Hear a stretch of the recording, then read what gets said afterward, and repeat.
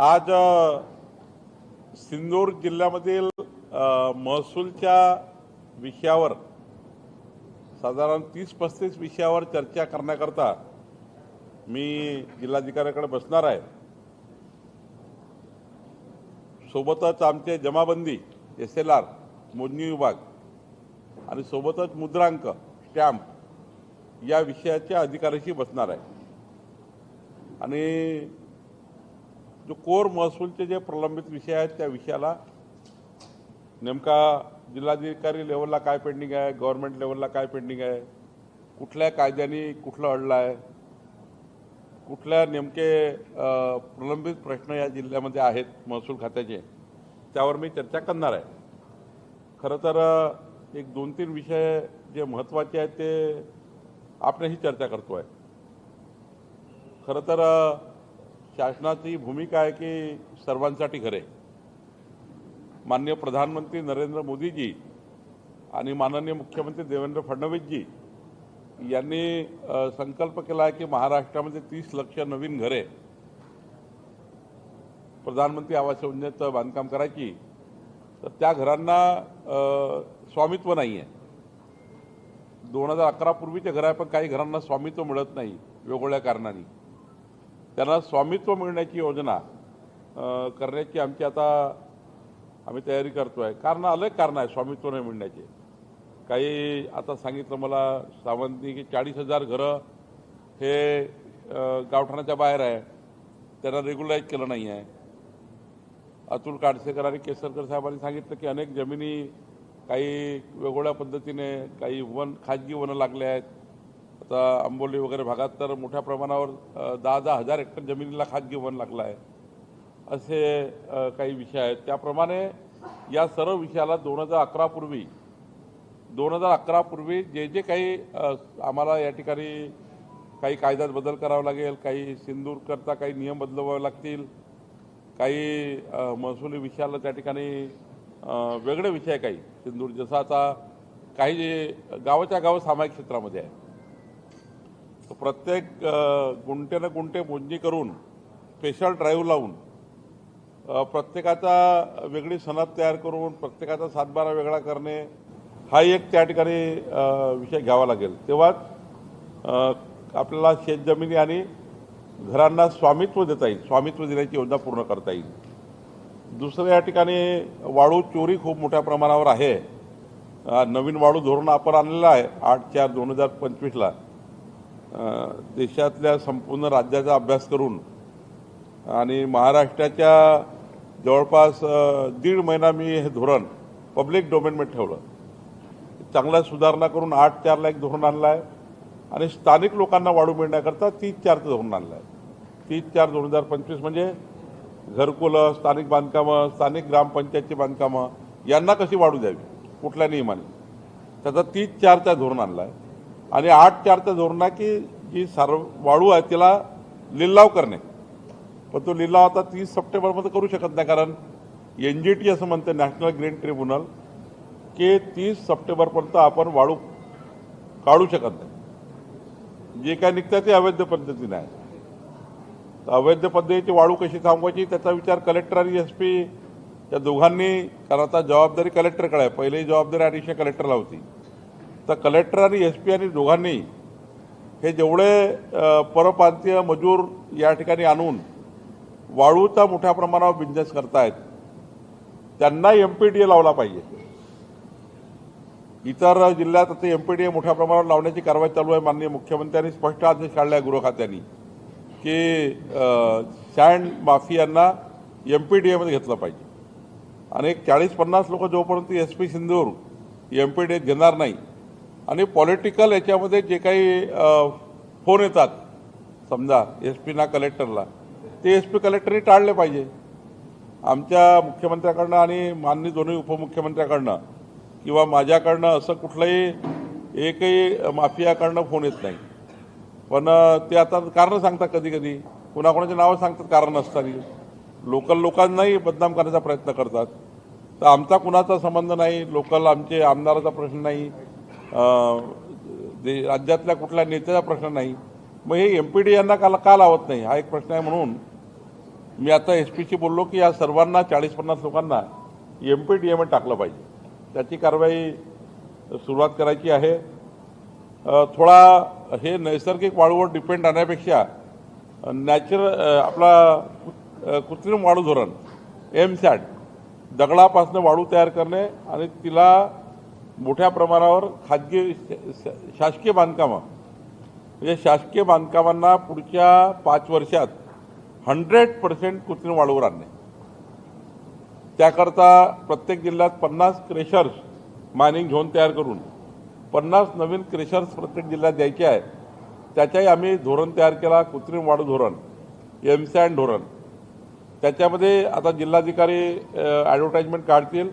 First come first 50 लोकांना 5-5 acre land आम्हाला देऊ मायनिंग झोन तयार करून, आणि त्यामधनं जी वाळू निघेल ती वाळू शासकीय बांधकामाला आम्ही 100% अलाव केलेली आहे, कंपल्सरी केलेली आहे.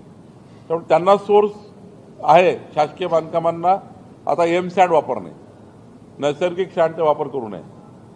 त्याच्याही आम्ही आता या राज्यामध्ये 1,500 क्रेशर्स, एका जिल्ह्यात 50. हे जेव्हा मोठ्या प्रमाणावर वाळू उपलब्ध होईल, वाळूची चोरी का होत आहे, जेवढी आपल्याला डिमांड आहे तेवढी आपण सप्लाय करू शकत नाही, म्हणून वाळू चोरी होत आहे. जेव्हा तुम्ही सप्लाय पूर्ण होईल, MSAT मार्केटमध्ये येईल, जसा MSAT मार्केटमध्ये आला तसा तुमचा ही चोरी बंद होईल. कारण काय की वाळू मिळत नाही, आणि वाळू मिळत नाही म्हणून माफिया राज आहे. तुम्ही ज्या दिवशी अवेलेबिलिटी कराल कुठलाही जेव्हा अवैध तयार होतं, जेव्हा वैध नसतं तेव्हा. आणि त्यामुळे याच्याकरता आम्ही MSATचं धोरण आणलेलं आहे. पण कलेक्टरला 50 आता तात्काळ लवकरच त्यांना तसे क्रेशर लावायचे, MSAT क्रेशर, याचे आपण काम करतो आहे. या ठिकाणी पुढच्या काळामध्ये आम्ही सिंधूर जिल्ह्यामध्ये किती अवैध उत्खनन झालं आतापर्यंत मागच्या 15 वर्षात त्याचा पूर्ण ड्रोन सर्वे करतो आहे. आणि ड्रोन सर्वेक्षण हे महाखनिजचे आपला जोडणार आहे. म्हणजे 15 वर्षापूर्वी सिंधूर कसं होतं, MRSACवर आणि गुगलवर काय परिस्थिती होती, आत्ता काय परिस्थिती आहे, कुठे कुठे उत्खनन झालं आहे 15 वर्षात, याच्याही मॅपिंग करण्याची योजना आम्ही तयार केली आहे. त्याच्याही मॅपिंग आम्ही करतो आहे, राज्यस्तरावरनं करतो आहे. आणि ते सर्व इंटिग्रेट होईल आणि त्यात कळेल कोणी कोणी कुठे कुठे खड्डे पाडून ठेवले सिंधूरमध्ये, कोणी कोणी माफियागिरी केली, हे आपल्याला कळेल. पुढे छत्रपती शिवाजी महाराजस्व अभियान आपण प्रत्येक मंडळामध्ये वर्षाला 4 असे करतो आहे. त्याचाही मी आढावा घेणार आहे की छत्रपती शिवाजी महाराजस्व अभियान जे आम्ही सुरू केलेलं आहे आपल्या सरकारने, देवेंद्र फडणवीसजीच्या सरकारने, या अभियानामध्ये महसुली मंडळामध्ये एक कॅम्प घ्यावा लागतो 4 महिन्यामध्ये. आणि त्या कॅम्पमधनं जेवढे प्रश्न आहेत तेवढे सोडवावे लागतात, जे काही महसूलचे आहेत. तर यांनी कुठल्या मंडळात कुठले कॅम्प झाले, त्याच्यामध्ये किती अर्ज आले, ते किती डिसाईड झाले, किती लोकांना लाभ झाला. आणि प्रत्येक वर्षी 4 कॅम्प कंपल्सरी आहे मंडळामध्ये. म्हणजे हे मंडळ 6-7 तलाठी म्हणून एक मंडळ आहे. त्या मंडळ 4 महिन्याचा कॅम्प एखाद्या विषयावर घेईल, मग दुसऱ्या गावात तेच मंडळ आणि तेच अधिकारी सर्व म्हणून दुसरा कॅम्प घेतील.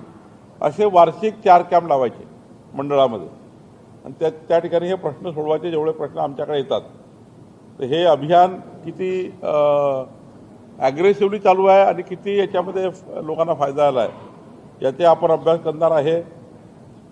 राज्याच्या 11-12च्या सर्वेक्षणमध्ये, म्हणजे इंग्रजाच्या काळामध्ये 11-12 ते 1930 पर्यंत जे जमाबंदी झाली,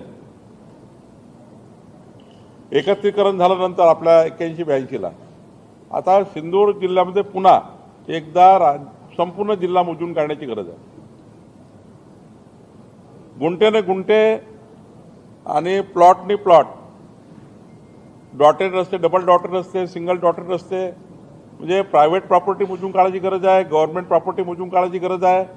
आणि सिंगल डॉटेड रस्ते, डबल डॉटेड रस्ते हे सुद्धा काढायची गरज आहे. मामलेदार कोर्टाकडून 12 फुटाचा रस्ता आपण जो करतो 2 शेतकऱ्यांना रोड देण्याकरता, त्याचाही आपल्याला मॅपिंग करायचं आहे. 143 म्हणजे तहसीलदारने दिलेल्या रोडचाही मॅपिंग करायचं आहे. एकदा सिंदूर जिल्ह्याचं मी बघतो आहे, कालपासनं 2 दिवस झाले मी मुक्कामी आहे. तो माझा पारिवारिक दौरा होता 2 दिवस, हा शासकीय दिवस काढला आहे पूर्ण. तर या शासकीय दिवसामध्ये मी अंबोलीला गेलो होतो परवा, काल तारकर्लीला गेलो होतो. तर हे तर मी काही खाजगी लोकांशी बोललो, काही आमच्या छोट्या लोकांची तलाट्यांशी बोललो वगैरे. पण आज मी जे बघतो आहे तर सिंदूर जिल्ह्यामध्ये मूळ प्रश्न आहे जमाबंदी, मोजणी, तुकडेबंदी, कायद्याचा जो त्या ठिकाणी फरक पडतो आहे. म्हणजे गुंठेने गुंठे छोटे छोटे जमिनी आहे, पण त्याचे काही सातबारे वेगळे नाही आहे. काही काही सामायिक सातबारे आहे, त्यामुळं गडबडी आहे. काही दिल्ली हरियाणाच्या लोकांनी जमिनी घेऊन टाकल्या, त्या सातबारावर चढलेल्या, त्याच्यामुळं बाकी शेतकऱ्याला अडचण तयार झाली. थोडा याच्यामध्ये वेगळा स्पेशल केस म्हणून सिंदूर जिल्ह्यामध्ये जमाबंदीचा पूर्ण या ठिकाणी स्पेशल ड्राईव्ह घेण्याची गरज आहे. तो मी थोडासा अभ्यास केलेला आहे. जेवढे सरकारी रस्ते आहे, महसुली रस्ते, ती रस्तेसुद्धा उघडे केले पाहिजे, याचाही आम्ही कार्यक्रम घेणार आहोत. या ठिकाणी आमच्या अधिकाऱ्याकडे ज्या अर्धनाईक केस आहेत, म्हणजे कॉशी ज्युडिशियल केस, छोट्या छोट्या केसेस सुरू आहेत, त्या केसेस वर्षानुवर्ष 2-2, 3-3 वर्ष काही चालू आहे. काही करून 90 दिवसामध्ये केस संपली पाहिजे. तर 90 दिवसाच्या आत केसेस संपल्या पाहिजेत, कारण कॉशी ज्युडिशियली आहे. यांचं रिटर्नमधनं घ्यायचं आहे, त्यांचं रिटर्नमधनं घेऊन आपल्याला ऑर्डर पाडित करायचं. तर मोठ्या प्रमाणावर तेही पेंडिंग आहे, त्याचाही आढावा मी घेणार आहे. जिवंत सातबारा करणे, अनेक सातबारे मृत आहे, म्हणजे मृत व्यक्तीच्या नावाने आहे. मृत सातबारा म्हणजे मृत आहे, त्याला जिवंत सातबारा मोहीम तयार केलेली आहे. 3 महिन्यापासून आम्ही जिवंत सातबारा मोहीम चालू ठेवलेली आहे. तर जिवंत सातबारा मोहीममध्ये ज्या 21-22 सातबारावर नोंदी घ्यायच्या असतात, त्या नोंदी घेण्याची मोठं अभियान चालू आहे, त्याचाही आढावा मी घेणार आहे. क्लास 2 मध्ये जमिनी त्या क्लास 1 करणे, म्हणजे सरकारकडनं ज्या जमिनी खाजगी व्यक्तीला दिल्या आहे किंवा संस्थेला दिल्या आहे, त्या जमिनीबद्दल मी चर्चा करणार आहे. फ्री होल्ड करणे जमिनी, जसं देवस्थान इनाम जमीन आहे, देवस्थान इनाम जमिनीमध्ये काही कायदा आणण्याचा विचार आम्ही करतो आहे की देवस्थानची जमीन, देवस्थानची जमीन आपण जे काही लोकांना कसण्याकरता दिली आहे, ती जमीन कसण्याकरता दिली आहे अनेक काळापासून, पण देवस्थानच्या नावाने आहे. पण आता ते काढू शकत नाही. तर आम्ही हा विचार करतो आहे, त्या देवस्थान इनाम जमिनी 4 लाख हेक्टर जमिनी आहे महाराष्ट्रामध्ये, पश्चिम महाराष्ट्र, सिंदूर, रत्नागिरी भागात देवस्थान इनाम. याच्यासाठी वेगळा कायदा करावा लागणार आहे की एक 10% वगैरे. आता आपण चर्चा करू देवस्थानची इनाम जमिनीबद्दल, पण काहीतरी टक्केवारी पैसे जमिनीचे, रेडी रेकनरच्या काही टक्के पैसे हे देवस्थानला द्यायचे, ट्रस्टला, आणि त्या जमिनी फ्री होल्ड करून टाकायचे, जे कसतात त्यांना देऊन टाकायचे. असाही एक कायदा जसं आम्ही विदर्भात केला, क्लास 2च्या जमिनी क्लास 1 केल्या. म्हणजे सीपी अँड बिरार सरकारने क्लास 2 लावल्या जमिनी, कसण्याकरता दिलेल्या होत्या, त्या मग क्लास 1 केल्या, फ्री होल्ड केल्या. तशा देवस्थान इनाम जमिनी फ्री होल्ड करण्यासाठी कायदा या राज्यामध्ये आणण्याची गरज आहे, ते आम्ही करतो आहे. या ठिकाणी काही शर्तभंग झाले आहे जमिनीमध्ये, म्हणजे काही ठिकाणी ज्या अटी शर्तीवर आपण जमीन दिल्या होत्या त्या शर्तभंग झाल्या, तेही आम्ही रेग्युलाइज करण्याचा प्रयत्न करतो आहे. 100% शेतकरी ॲग्रीस्टॅकवर आला पाहिजे. हा महत्त्वाचा मुद्दा माननीय संपादक महोदयांना, एडिटरला माझी विनंती आहे. इथे अजूनही 30-35-40% शेतकरी ॲग्रीस्टॅकवर आहे. ॲग्रीस्टॅकवर नसेल तर सरकारची कुठली योजना मिळणार नाही आहे, ना केंद्र सरकारची ना राज्य सरकारची. योजना ऑटोमॅटिक बंद होऊन जाते. विजेची सबसिडी पाहिजे असेल उद्या, 5 वर्ष आमच्या सरकारने मोफत वीज द्यायचा निर्णय केला शेतकऱ्यांना, पण ॲग्रीस्टॅकवर जर नसेल तर कसं होईल? म्हणून आता आम्ही तलाठ्यांना घरोघरी पाठवून, काही लोक मुंबईत राहतात, काही कुठे राहतात, त्यांनाही शोधावं लागेल, त्यांचा ॲग्रीस्टॅक नंबर द्यावा लागेल. त्यांना ॲग्रीस्टॅक क्रमांक घेतल्याशिवाय, नोंदणी केल्याशिवाय त्यांना सरकारच्या सबसिडी मिळणार नाही. त्यामुळं त्याचाही एक प्रश्न निर्माण होईल पुढच्या काळात. अर्ध्या लोकांची सबसिडी, खतं, बियाणे मिळणार नाही, सबसिडीच्या ज्या योजना त्या मिळणार नाही, मग त्यांचे ओरड सुरू होईल. त्यामुळं ॲग्रीस्टॅकवर आमच्या अधिकाऱ्यांनी काम करायचं आता, आणि त्यावर 100% शेतकरी आणायचे आहे. सरकारने जे संजय गांधी विशेष सहाय्य जी योजना आहे ती आधी पैसा केंद्राचा राज्याचा तहसीलदारकडे यायचा, म्हणजे ट्रेझरीमध्ये यायचा आणि मग वाटप व्हायचा. आता डीबीटी केला, लाडक्या बहिणीसारखं डीबीटी केला आहे. पण आता काय झालं, 20% 30% लोक डीबीटीमुळे परेशान आहे. त्यांना 7-8 महिने झाले विशेष सहाय्याचे पैसे मिळत नाही संजय गांधीचे. मी बघितलं 10-20% लोक फिरत आहे रस्त्याने. आमचा जुना चालू होता महिना, पण आता बंद झाला, कारण आता सरकारने डीबीटीवर आणला. डीबीटी आणताना ते सुटले, त्या डीबीटीचा त्यांनी करून घेतलं नाही किंवा त्यांचा आधार कार्ड मॅच होत नाही म्हणून. तर आम्ही आता एक अभियान राबवतो आहे तलाठ्यामार्फत की जेवढे लोक सुटले आहेत त्याच्या घरोघरी जाऊन त्याच्या डीबीटी करून द्या. हे एक अभियान आजच्या दिवशी मी सुरुवात करणार आहे. दुसऱ्या ठिकाणी तक्रारी आज मला अपेक्षित होत्या, आज 40-45 आल्या आहेत. बाकी जिल्ह्यात 400-450 तक्रारी. आता मी 8वा-9वा जिल्हा करतो आहे, तर पुन्हा एकदा यावं लागेल पुढच्या काळात. जरा थोडी व्यापक प्रसिद्धी करून यावं लागेल. तर जरा मग बघू काय होईल. पण तक्रारी सोडवणे जनतेच्या, त्याच्याही आम्ही भर देतो आहे. तालुकास्तरीय, जिल्हास्तरीय आणि विभागस्तरीय लोकशाही दिवसाचं आयोजन झालं पाहिजे, याचा एक भर आम्ही देणार आहे. कारण मागच्या काळात लोकशाही दिवस आयोजित करण्यात आले होते, पण लोकशाही दिवस आयोजित झाले पाहिजे याच्याकरताही आम्ही काम करणार आहोत, त्याचं नियोजन करणार आहे. 17 सप्टेंबरला माननीय प्रधानमंत्री मोदींचा जन्मदिवस आहे, 17 सप्टेंबर. आणि 2 ऑक्टोबरला माननीय महात्मा गांधीजींची जयंती आहे. तर राष्ट्रनेता यांचे जन्मदिवस मोदींचा, राष्ट्रपिता यांचे महात्मा गांधीची जयंती, असं अभियान, महसुली अभियान, ज्यामध्ये सिंदूरमधले 2-3 विषय जे अत्यंत क्लिष्ट विषय आहे त्या विषयाला आम्ही धरून अभियान करणार आहे. याच विषयाला काम करा, 2-3 विषयावर काम करा, जे क्लिष्ट विषय आहे, जे वर्षानुवर्ष सुटत नाही, या विषयावर काम करणार आहे. 15 दिवस अभियान आमचे सर्व अधिकारी या विषयावर काम करतील. ते डिझाईन आम्ही करतो आहे, काय असलं पाहिजे अभियान, कसं असलं पाहिजे. कारण वेगवेगळ्या जिल्ह्यात वेगवेगळी परिस्थिती आहे. म्हणजे आम्ही कॉमन अभियान करणार नाही, पण रत्नागिरी कलेक्टर काय अभियान करेल, सिंदूर कलेक्टर काय अभियान करेल, कुठल्या विषयावर धरून अभियान करेल. समजा मुंबईहून शासनादेश काढला अभियान करा, तर ते अभियान काही होणार नाही. त्या कलेक्टरने डिझाईन केलं पाहिजे अभियान. आणि 15 दिवस कलेक्टरनी आपल्या भागामध्ये संपूर्ण महसूल यंत्रणा कामात लावून त्या 2-3 विषयाला अंतिम केलं पाहिजे, याच्यासाठी काम करणार आहे. या ठिकाणी 155 खाली कलमाखाली काही आमचे तहसीलदारांनी काही त्याचं पुनर्निरीक्षण, काही चुकीचा वापर केला असेल त्याचाही अभ्यास करणार आहे. काही या ठिकाणी जमिनी संपादन झाल्या शेतकऱ्यांच्या, कधी रस्त्याकरता घेतल्या, कधी कुठल्या प्रकल्पाकरता घेतल्या. अजूनही जमिनीचे पैसे दिले, पण शेतकऱ्याच्या नावावर 7/12 आहे.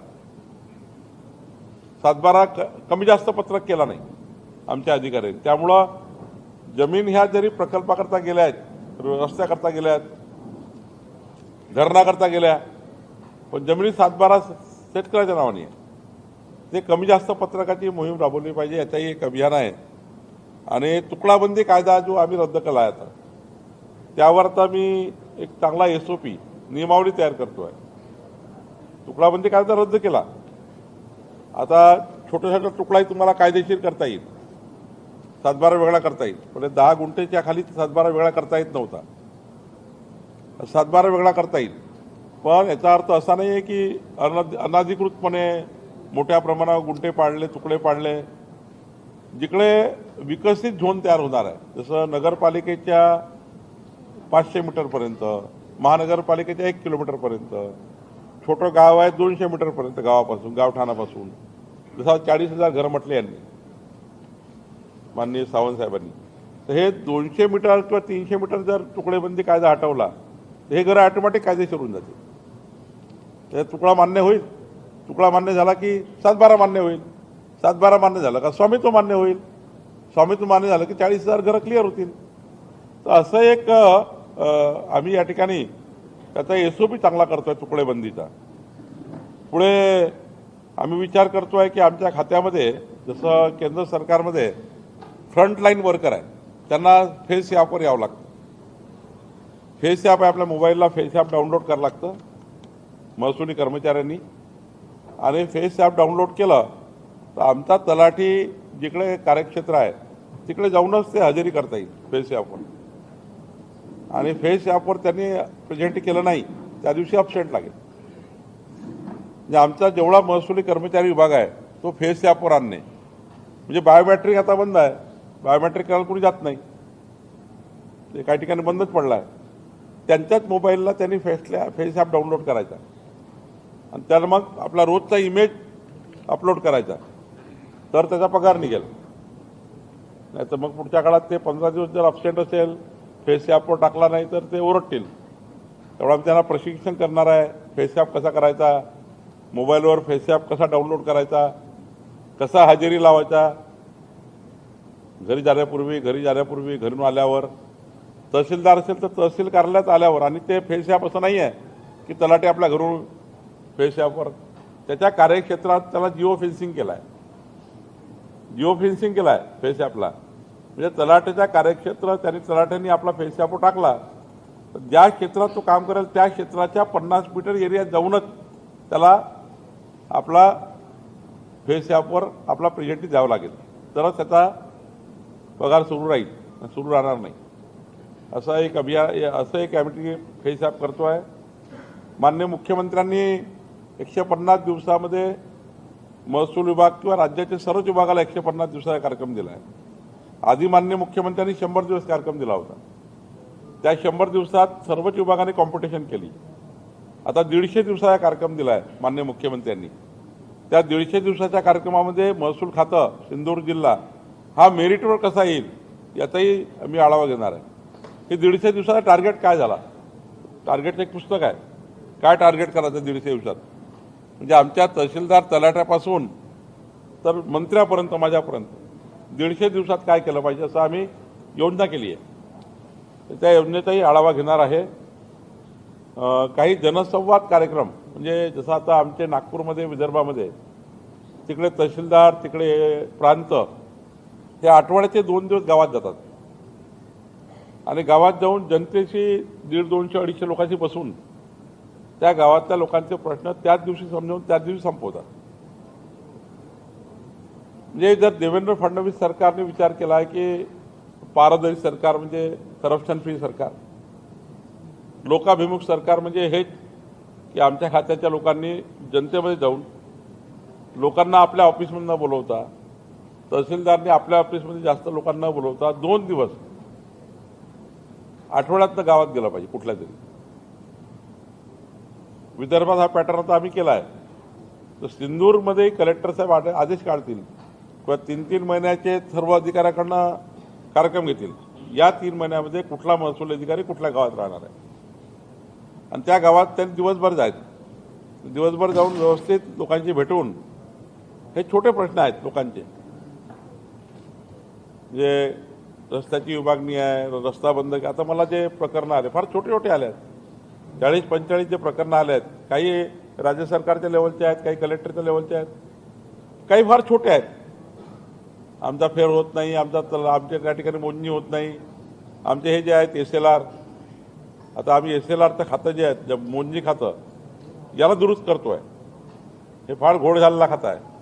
त्यांना आता आम्ही राज्यामध्ये हाय क्वालिफाईड हाय टेक्निकल टाचणी बरीच चूक न होईल अशी प्रायव्हेट यंत्रणा 15 ते 20 त्या ठिकाणी एक एजन्सी देणार आहे प्रत्येक जिल्ह्याला आणि त्या एजन्सी मग आपल्याला पूर्ण मोजणी करून देतील आणि आमचे जे SLR आहे आणि आमचे जे तालुका भूमी अभिलेखवाले अधिकारी आहेत ते त्याला तपासून सही करतील. प्रायव्हेट सर्वेयर मोठ्या प्रमाणावर आम्ही एजन्सीज प्रत्येक जिल्ह्याला 10 एजन्सी, जेणेकरून जर आता केसरकर साहेबांनी म्हटलं की माझं गाव मोजून पाहिजे, तात्काळ कुठल्या एजन्सीला सांगून म्हणजे ती अशा एजन्सी हाय क्वालिफाईड आणतो आम्ही की कुठल्याही टाचणीमध्ये चुका होणार नाही मोजणी करताना. ते आम्ही करतो आहे, त्याचे आम्ही कार्यक्रम तयार करतो आहे. या ठिकाणी असे अनेक आहे. जसं आमच्याकडे गुरचरण जमिनी आहे, तसं इकडे वेगळा विषय आहे. अशा नाविन्यपूर्ण योजना ह्या सर्व आम्ही करणार आहे. अशा 35 विषयाला घेऊन काम करणार आहे. आज मी थोडा टार्गेट करणार आहे की या 3 महिन्यात काय करायचं, वर्षभरात काय करायचं. म्हणजे ही महसुली यंत्रणा लोकाभिमुख झाली पाहिजे. उद्या हे जे आता 1200 एकर जमिनी एक सातबाऱ्यावर आहे, सामायिक सातबारे आहेत, तर काय लोकांचं होणार आहे. काही असे नियम लावले आहेत, काही जमिनी विकू शकत नाही, त्या ठिकाणी त्यांना तारण ठेवता येत नाही, बँक कर्ज देत नाही, त्यामुळे डेव्हलपमेंट थांबले आहेत. अशाही अनेक विषय माझ्या 2-3 दिवसात दौऱ्यामध्ये आले आहेत. म्हणजे माझ्या खाजगी दौऱ्यातही आले, आज शासकीय दौऱ्यातही आले.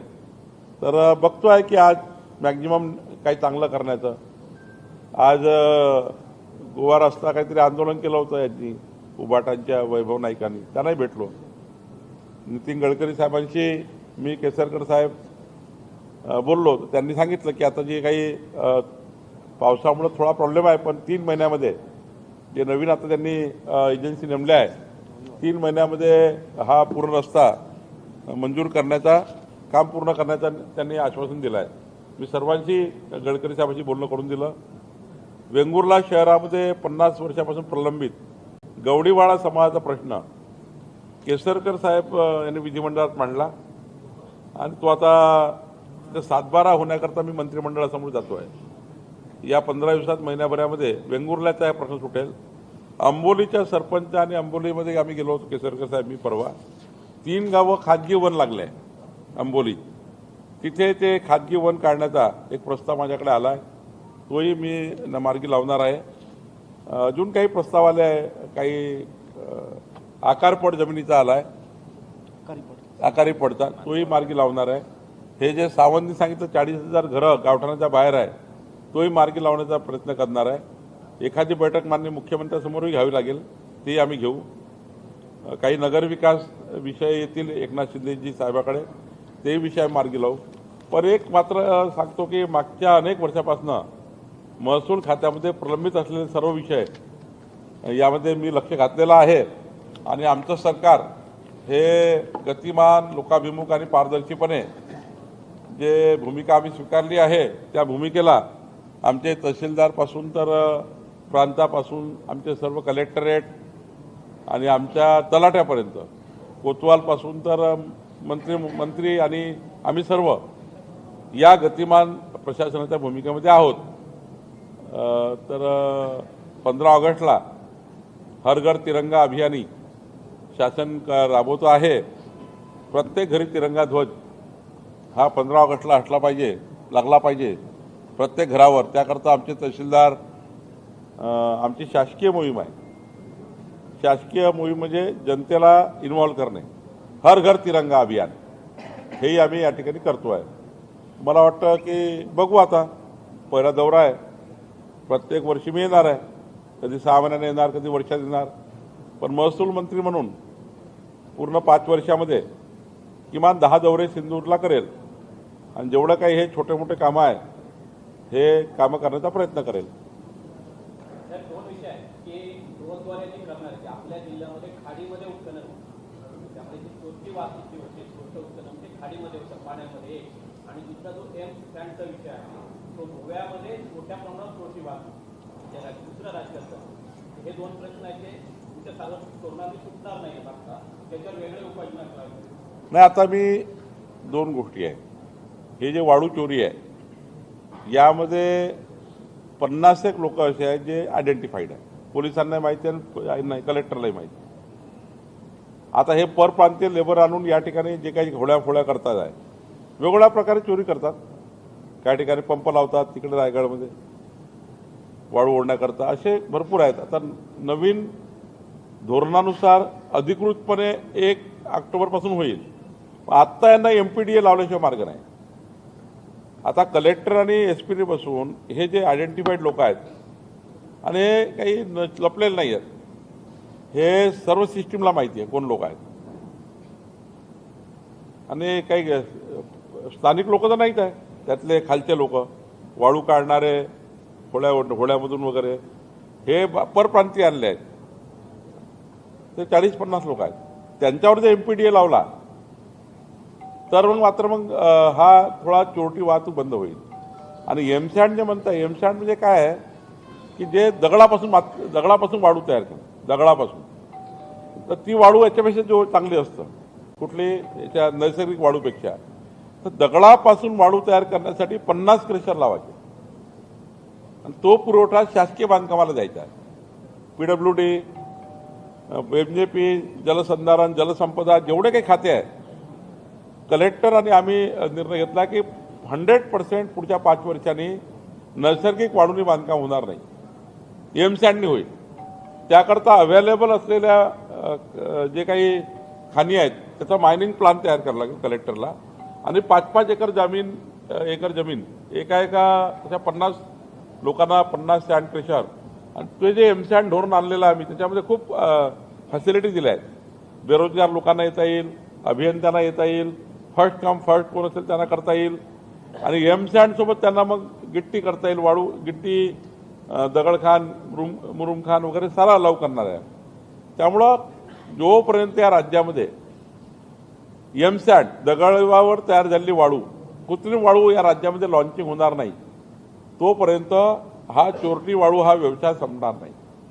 आणि त्याच्यासाठी आम्ही काम करतो. तुम्ही असं म्हणताय, परंतु तहसीलदार जे होते बुडाचे त्यांच्यावर गाडी घालण्याचा प्रकार झालेला होता आणि निर्बंध वाळू व्यवसाय चालू आहे, त्याच्यावर वेळापत्रक नाही, रात्रीचे चिरडले जात आहेत, निर्बंधपणे चालू आहे. प्रशासन नेमकं काय करतं आणि काय भूमिका घेणार? काय होतं, मी तुम्हाला एक बात स्पष्टपणे सांगतो, मी स्पष्ट बोलणार आहे. जोपर्यंत आमचे अधिकारी या वाळू माफियाशी कनेक्ट आहे तोपर्यंत हे वाळू माफिया आहे.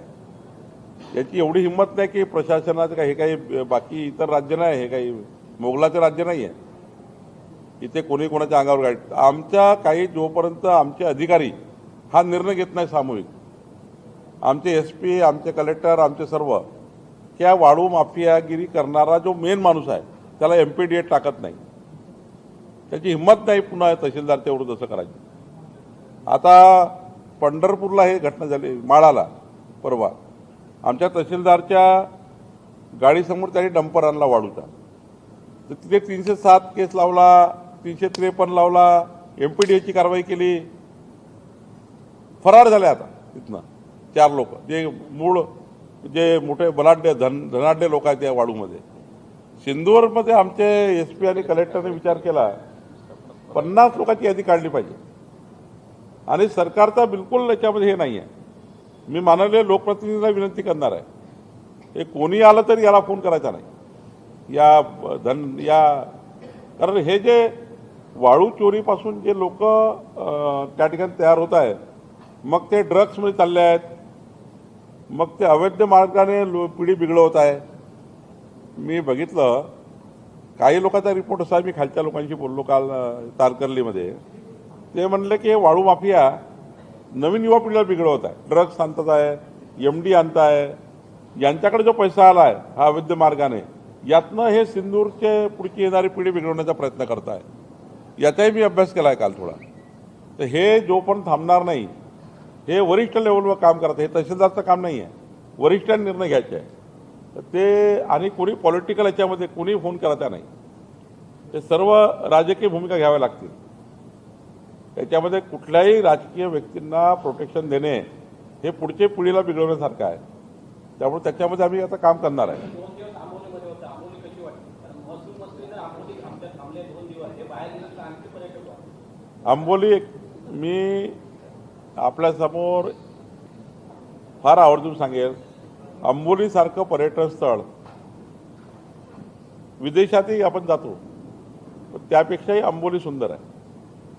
तिथे आता राहण्याची व्यवस्था फार कमी आहे. पुढे MTCचं एक चांगलं त्या ठिकाणी बांधकाम चालू आहे, ते झालं की मला वाटतं आंबोलीसारखं स्थळ हे महाराष्ट्रात दुसरं नसेल, इतकं सुंदर आहे आंबोली. त्यामुळं मला वाटतं की त्यात फार आनंद आला. त्या जमिनी आहेत, मुलांच्या गावकऱ्यांच्या जमिनी आहेत, त्याचं वाटप कधी होणार? दीपक भाई पण खूप प्रयत्नशील आहे. मी तुम्हाला सांगतो, मी दीपक केसरकरला शब्द दिला आणि तिथल्या गावाच्या सरपंचाला शब्द दिला आहे. इथनं मी मंत्रालयात गेल्या ते आंबोली आणि 3 गावं जे खाजगी वनं दाखवलेले आहेत. मला मंत्रिमंडळाच्या बैठकीत जावं लागेल तरी चालेल, मंत्रिमंडळासमोर जाऊ, सरकारच्या कुठल्याही त्या ठिकाणी नियम अटी कमी करू. पण त्या आंबोली गावाचे 3 ग्रामपंचायती ज्या आहेत त्या ज्या काहीच करता येत नाही त्यांना. ते त्याचं रेस्टॉरंट ज्याच्याकडे मी राहिलो त्यालाही ते सिमेंट कॉन्क्रीटचं बांधता येत नाही. त्यालाही ते बांधलेलं आहे 20 रूम्स. पण त्यांनी त्या खाजगी वन दाखवल्यामुळं छोटे त्याला नियमाच्या वर काही करता नाही आलं. पण तिथे जर आपण हे जे चुकीच्या पद्धतीने झालं आहे हे जर दुरुस्त करून दिलं, 3 ग्रामपंचायतीचे बंधन हटले, तर अंबोलीमध्ये मोठा पर्यटन तयार होऊ शकतं. कोकणातल्या तुम्ही सौंदर्याचं वर्णन केलं, मात्र दरवर्षी गणेशोत्सव काळात रस्त्याचं आहे ते राजकारण रचताना पाहायला मिळते.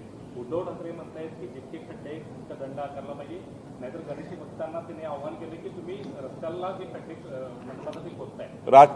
राजकारण सोडून राजकारणाच्या बाहेर जाऊन माननीय गडकरी साहेबांनी याच्यासाठी जो आता मुख्य रस्त्याबद्दलचा मुंबई गोवा त्याबद्दलचा जो महत्त्वाचा विषय घेतला आहे, मी आता स्वतः वैभव नाईकांना त्यांनी मला कळलं, ते काही त्यांना माहिती नव्हतं, मी माझ्या आईला सांगितलं ते आंदोलन करता त्यांना माझ्याशी चर्चा करायला बोलवा आंदोलन करण्यापेक्षा, आणि मी गडकरी साहेबांशी बोलणं करून दिलं. मला हा थोडा दुर्भाग्य आहे, राज्यात देशातले सर्व रस्ते झाले, मुंबई गोवा रस्ता दुर्भाग्याने अडला. पण मला विश्वास आहे की जे आता नितीन गडकरी साहेब बोलले 3 महिन्याच्या आतमध्ये त्यांनी सांगितलं मला काही करून 3 महिन्यात ते वॉर लेवलला रस्ता पूर्ण करणार आहे. राहिला प्रश्न आता राजकारणाचा, तर राजकारणामध्ये खूप काही बोलता येते पण ते बोलायचं नाही आहे. पण उद्धव ठाकरे जे वक्तव्य करताय की मंडपासाठीचा दंड आहे तो देऊ नका तुम्ही. काय मंडपाला खोदाईसाठी जो दंड असतो तो देऊ नका, तर या कोकणातल्या रस्त्यावरती दंड आहे खड्ड्यावर. ठीक आहे, त्यांना राजकीय बोलायचं असतं म्हणून बोलतात, त्यांची भूमिका राजकीय बोलायची आहे.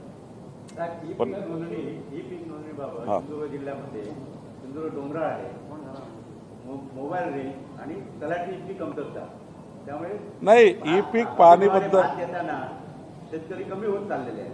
ई पीक पाहणीबद्दल मला असं वाटतं सिंधूरमध्ये वेगळा निर्णय घेण्याची गरज आहे. रत्नागिरी सिंधूरमध्ये तुम्ही ई पीक पाहणी प्रत्येक वर्षी काय कराल? नारळ झाडात नारळ झाड आहे, काय 25 वर्षच राहणार आहे, नवीन काही पिके येत नाही. मोबाईल ई पीक ऑनलाईन केल्यामुळे ना ऑनलाईनमुळे रेंजच मिळत नाही. मी थोडं तेच पाहतोय की प्रत्येक 3 वर्षांनी 5 वर्षांनी करायची का, कारण प्रत्येक वर्षी करतात पण तिथे आता आंब्याची आहे, आंब्याचे 5 वर्ष आंबेच राहणार आहे, नारळच राहणार आहे. त्याचा थोडा अभ्यास केला आहे मी. ई पीक पाहणी प्रत्येक वर्षी न करता अशी जे फळबाग एरिया आहे, फळबाग क्षेत्र आहे, नारळाचे क्षेत्र आहे किंवा केळीचे क्षेत्र आहे किंवा जिथे आंबा आहे, प्रत्येक वर्षी काय पीक पाहणी करताय तेच राहणार आहे. त्यामुळं थोडा याच्यामध्ये मी थोडा याचा अभ्यास करून प्रत्येक 3 वर्षांनी करायची का फळबाग क्षेत्रामध्ये, आणि जे बाकी जसं आमचं विदर्भामध्ये सोयाबीन आहे, कापूस आहे, एवढ्या करता ती करावी लागते प्रत्येक वर्षी. की नैसर्गिक आपत्ती आली तर त्यावेळी त्यांना जेव्हा आपण अनुदान देतो त्या अनुदानामध्ये त्या ठिकाणी त्यांना अडचणी होऊ नये, केंद्र सरकार राज्य सरकारचे NDRF आणि EDRFच्या नॉर्मप्रमाणे उद्या आंब्यावर काही त्या ठिकाणी नुकसान झालं किंवा केळी पिकाचं नुकसान झालं, त्यावेळी मात्र ई पीक पाणी नसेल तर ते त्याला कन्व्हर्जन केलेलं आहे, म्हणजे त्याला जोडलेलं आहे. त्यामुळं मला असं वाटतं थोडं जरा याच्यामध्ये अभ्यास करतो आहे मी. पण फळबाग क्षेत्रामध्ये मात्र 3 वर्ष, नारळाच्या क्षेत्रामध्ये 3 वर्ष असा करायचा काही विचार करतो आहे. काय आपल्या भाताला हमी भाव आहे पण ऑनलाईन होत नसल्यामुळे शेतकरी भात घालू शकत नाही. म्हणूनच म्हटलं काहीतरी याच्यामध्ये सिंधूर रत्नागिरी करता तिथे ऑनलाईन मिळत नाही, तिथे ऑफलाईनची सोय करायला पाहिजे. एकदम तुमची सूचना मान्य आहे, मला मी करतोय, मार्क काढतो. पालकमंत्री पदाचं नाराजी नाट्य कधी संपणार आहे? कारण आता सिंधूरमध्ये पालकमंत्री आहे, नाशिकचं झेंडा आपण आता सिंधूरमध्ये आहो ना. गिरीश महाजन गोंदियाला चंद्रपूरना पाठवण्याचं मात्र तिने नाराजी व्यक्त केली. मंगलप्रभात जोडा तिथं जाते. हे झेंडावंदनाकरता केलेली व्यवस्था असतं. प्रत्येक जिल्ह्याला पालकमंत्री, माझ्याकडे 2 जिल्हे अमरावती आणि नागपूर. अमरावतीला कुणाला तरी मंत्री मोजायला पाठवावं लागेल, मला नागपूर करावं लागेल. ज्यांच्याकडे 2 जिल्हे आहेत, ज्यांच्याकडे समजा आता रायगड आणि नाशिकला पालकमंत्री पदाचा तिढा आहे, तर हा सुटवेपर्यंत पर्यायी व्यवस्था आपण झेंडावंदनाची करतो. कोणी माननीय मुख्यमंत्री महोदयांनी मंत्र्यांना ज्या ज्या जिल्ह्यात पाठवायचं असतं त्या जिल्ह्यात जावंच लागतं. मुख्यमंत्र्यांचे विशेष अधिकार असतात. त्यामुळं अशा विषयात नाराजी व्यक्त करायची गरज नसतं. माननीय भुजबळ साहेबांनी त्यांना काही मुख्यमंत्र्यांशी बोलतील जे बोलायचे. पण जेव्हा आपण राज्य म्हणून काम करतो तर मी सिंधुदुर्गमध्ये जावंच लागेल. आज मला महसूल काम करायचं आहे. मला जर उद्या मुख्यमंत्र्यांनी पाठवलं तर नंदुरबारला मला जावं लागेल. शेवटी माननीय मुख्यमंत्री राज्याचे हे शेवटी जे ठरवतात राज्याचे मुख्यमंत्री शेवटी अंतिम निर्णय घेतात. त्यामुळं ज्यांना जिकडे जिकडे पाठवलं असेल तिकडे जावं लागेल. मलाही जावं लागेल. भरतशेठ गोगावले यांची झेंडावंदन करण्याची इच्छा आहे. त्यांची इच्छा कधी तर मंत्रिमंडळाचा संपूर्ण निर्णय घ्यायचा अधिकार आणि मी सांगितलं पालकमंत्र्यांचा अधिकार हा माननीय मुख्यमंत्र्यांचा आहे. आणि शेवटी एकनाथजी, अजित पवारजी, देवेंद्रजी, मी समन्वय समितीमध्ये आहे. मी त्या समन्वय समितीचा भाग आहे. तर याच्यामध्ये लवकरात लवकर याच्यामध्ये कसा निर्णय करता येईल. शेवटी काही एक पाव माग घ्यायला लागेल, एक पाय पुढे जावं लागेल, पण निर्णय करावा लागेल तो आम्ही करू, लवकर करू. मंत्रीपद जाऊन सुद्धा आता 5 महिने होत आले तरी देखील धनंजय मुंडेंनी शासकीय निवासस्थान सोडलं नाहीये. त्यांचं मुंबईमध्ये अलिशान घर आहे तरी देखील ते मुंबईमध्ये राहण्याची व्यवस्था नसल्यामुळे ते घर सोडलं असं म्हणतात. काय सांगा? धनंजय मुंडेशी बोलू लागेल. जरांगे पाटलांनी असं म्हटलंय की सांसद मुंबईत जाणार मात्र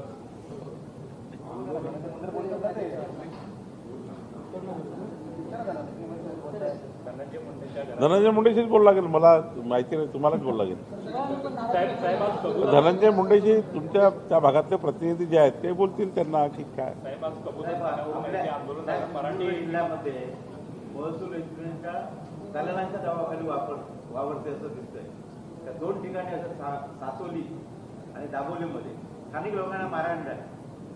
दलालांनी गुंड आणून मारहाण केली किंवा ऐकत नाही अशी आंदोलनं होता वेळोवेळी.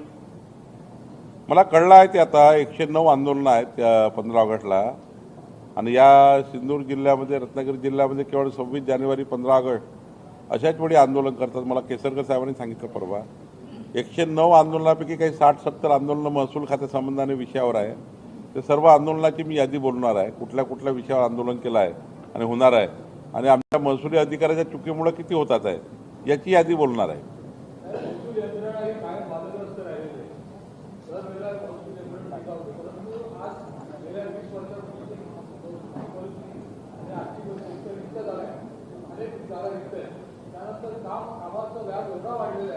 आपल्या योजना रेग्युलर महसूलचं काम करायचं प्लस शासकीय योजना केंद्र सरकारच्या राज्य सरकारच्या अशा वेळेला आपण महसूलकडनं ज्या अपेक्षा करतो त्या अपेक्षा पूर्ण करताना ज्या अडचणी येतात त्याच्यावर आपण आता लगेच नव्याने आल्यामुळे आपण सुधारण्याचं म्हटलं आहोत.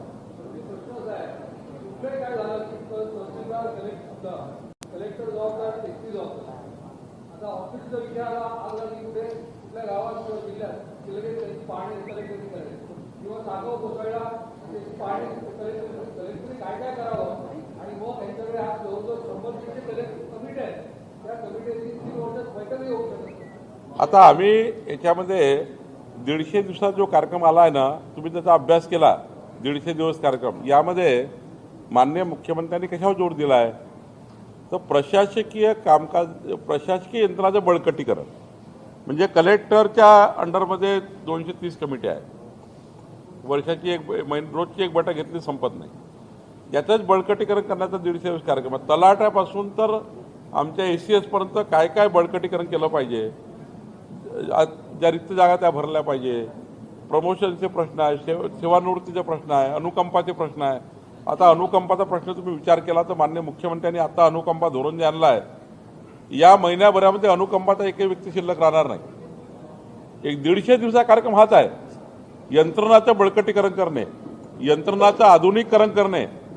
यंत्रणा मजबूत झाली तरच आपल्याला हे सर्व जे काम सांगतो ना मी तरच ते होणार आहे. त्यामुळे 150 दिवस कार्यक्रम याच्याकरताच आहे.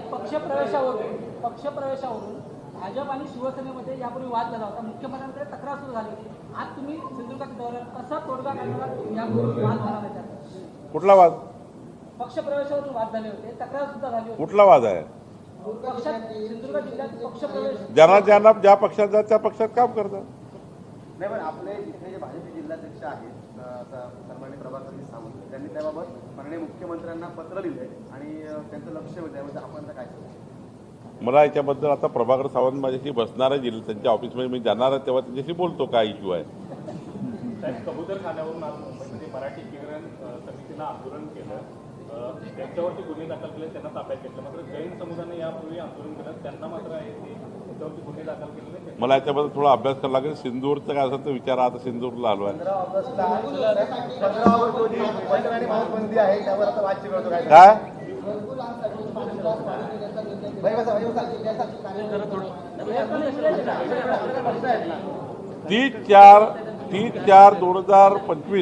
30/4/2025 सर्व संपादक महोदयांना सर्व पत्रकार महोदयांना विनंती आहे. 30/4/2025 जे वाढू धोरण आहे ते घरकुलांना वाढू देण्याकरता आहे, स्थानिक बांधकामाला वाढू देण्याकरता आहे. त्यांच्याकडे वाढू नसल्यामुळं धोरण जे उशिरा आलं, पण 1 ऑक्टोबरपासून मात्र प्रत्येक घरकुलाला 5 ब्रास वाढू देण्याचा संपूर्ण जबाबदारी तहसीलदारची आहे.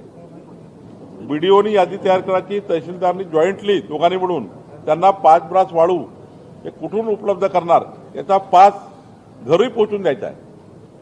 त्यामुळं आमच्या धोरण आलं आणि पावसाळा लागला, पण 1 ऑक्टोबरपासून मात्र प्रत्येक घरकुलाला 5 ब्रास वाढू मिळेल. साहेब, 3 दिवसाचा दौरा होता आपला खासगी असं म्हणतात.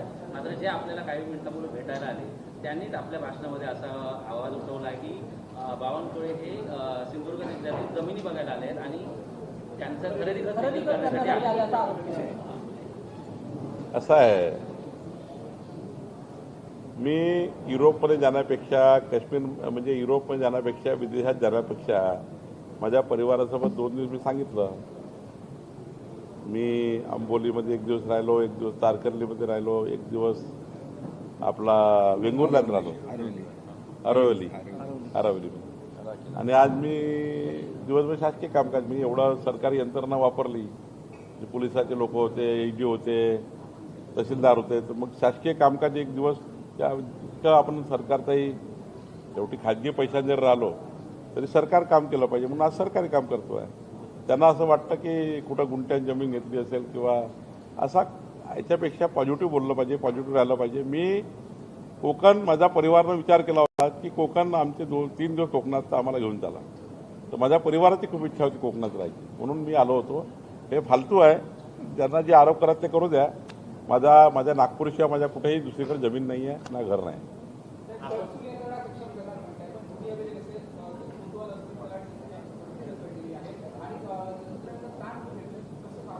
मी तेच सांगतो, भूमी अभिलेखबद्दल सांगितलं की आता एक 10-12 एजन्सी ज्या इंची सुद्धा काही म्हणजे इंचेभर जरी चूक होणार नाही अशा एजन्सीज आम्ही प्रत्येक जिल्ह्याला देतो आहे.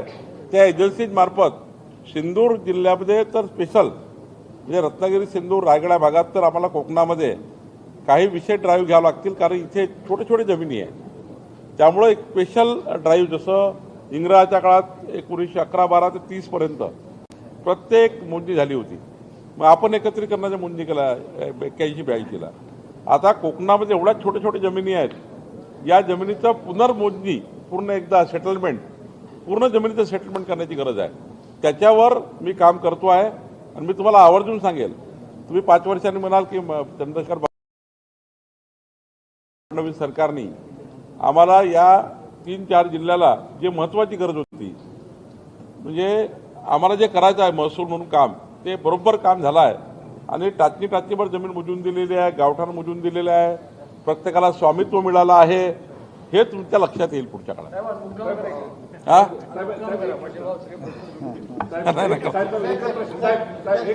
पदस्थ उद्यान आणि आकारी प्रश्नासोबत कित्येक वर्षांना हे प्रश्न प्रलंबित आहेत, त्यामुळे काळामा प्रकल्प रखडला, केव्हा नेमका प्रश्न सुटणार? नाही, 3ही प्रकल्पाच्या बैठकी मी 21, 22, 23 तारखेला मुंबईत लावणार आहे. आता एक प्रकल्प असा आहे की ज्याच्यामध्ये काही लोक म्हणतात की आता बंद करा, आमच्या जमिनी वापस करा. काही लोक म्हणतात की पुनर्वसन समस्या सोडवा. आणि आकारपळ आणि बाकी जमिनीचा मी या ठिकाणी मुंबईला बैठक लावून हा प्रश्न सोडणार आहे. आणि काही फार कठीण प्रश्न नाही, सुटेल. बच्चू कडू बच्चूकडून आता तो मारहाण प्रकरणी 3 महिने शिक्षा झाली आहे आणि त्याला सुप्रीम कोर्टामध्ये त्याचं हे मागणार आहे. जरा म्हणता बघ.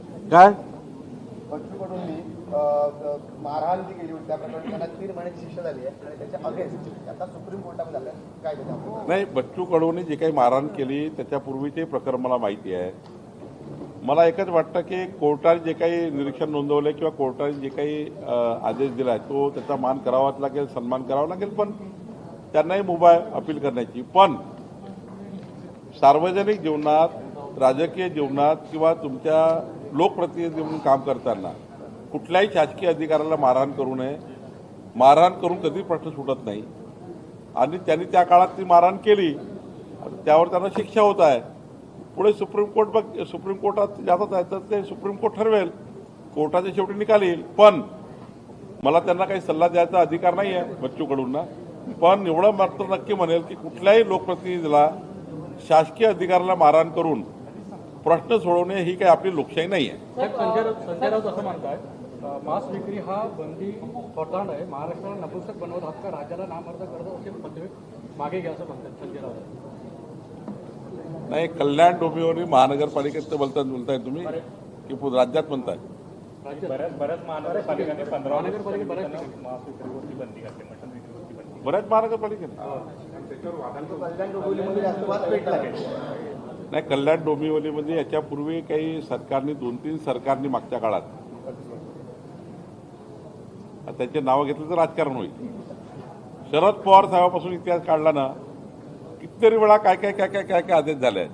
तर आपण सर्व आदेशाचा अभ्यास करा आणि मग त्याच्यावर एकत्रित तुम्ही. एक प्रश्न आहे. काल कॅबिनेट बैठक झाली. या बैठकीला उपमुख्यमंत्री भरत गोगावले असतील आणि एकनाथ शिंदे असतील, हे सगळे गैरहजर होते. त्यावरून असं बोललं होतं की एकनाथ शिंदे नाराज आहेत. मी काल 1 दिवसात सुट्टी घेतली होती. असं आहे, जेव्हा एखादा विषय त्या खात्याचा नसतो तेव्हा एखादा सुट्टी मुख्यमंत्र्यांना मागू शकतो आपण. मी सुट्टी मागितली मान्य मुख्यमंत्र्यांना.